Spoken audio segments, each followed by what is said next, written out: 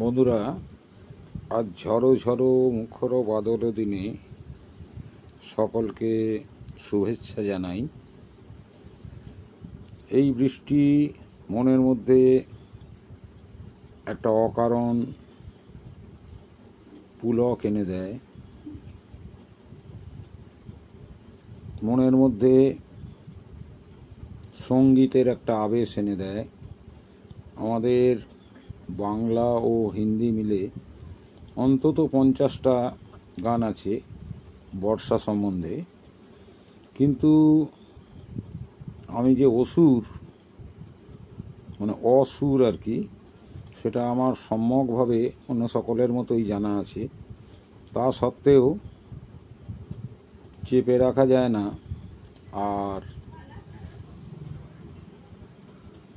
গণেশকে দেওয়া মহাদেবের বরের কথাটা তো স্মরণ আছে। গণেশকে বর দিয়েছিলেন মহাদেব যে যে নিজে গাইবে অন্তত তার কানে গানটা সুরেলা শোনাবে। তাই সকালবেলাতেই গান গেয়ে উঠলাম, আজ পাগলা হাওয়ার বাদল দিনে। স্ত্রী পাশেই ছিলেন, গেয়ে উঠলেন যথেষ্ট সুরে, আনোকে শিপালের ছাতা কিনে। এখন গত বছর আমি ছাতা হারানোয় রেকর্ড করেছি, মোট 12টি ছাতা হারিয়েছি। তারপর থেকে আর ছাতা কেনার প্রচেষ্টা করি না, কিন্তু এই পরিস্থিতিতে স্ত্রীর ওই গানের পাদপূরণটা যথেষ্ট ঠিক ছিল। আর আজকের দিনের খিচুড়ির সঙ্গে সবথেকে ভালো জমতো ইলিশ মাছ ভাজা।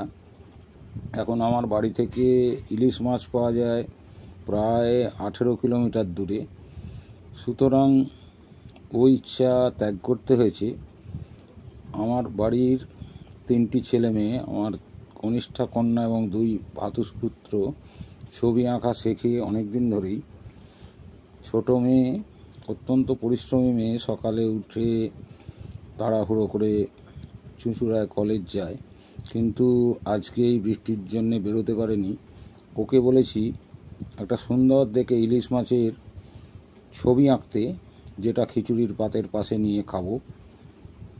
এখন বৃষ্টির কিছু কষ্টকর মজা আছে, সেটা আমরা অনেক সময় উপভোগ করি, কিন্তু কষ্টকর এই কারণে, মজাটা হচ্ছে কাদায় পা পিছলে পড়া।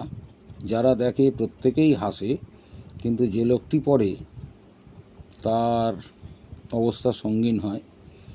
এই কিছুক্ষণ আগে বৃষ্টির কারণেই সম্ভবত আমাদের পাড়ার একটি ছেলে বাইক অ্যাক্সিডেন্ট করেছে। হাতটাতে গভীর ক্ষত চিহ্ন হয়েছে, একটি সেলাই হয়েছে। তাতে আমার যথেষ্টই দুঃখ হয়েছে, পুত্রসম এবং আমার প্রাক্তন ছাত্র।